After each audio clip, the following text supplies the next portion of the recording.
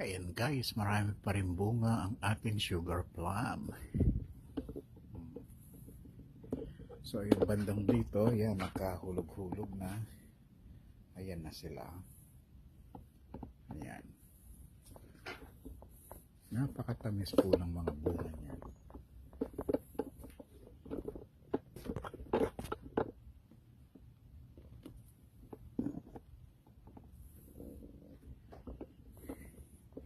Actually, itong dalawang sangang to nabali sa sobrang bigat ng ng kanilang bunga. Hindi na nakayanan itong sangang to, tsaka yung doon.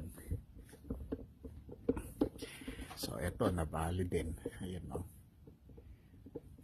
Sa sobrang dami. Ganyan po talaga yung plum kapag hindi na makaya. Tapos malakas ang hangin, ayan, nababali yung mga sanga.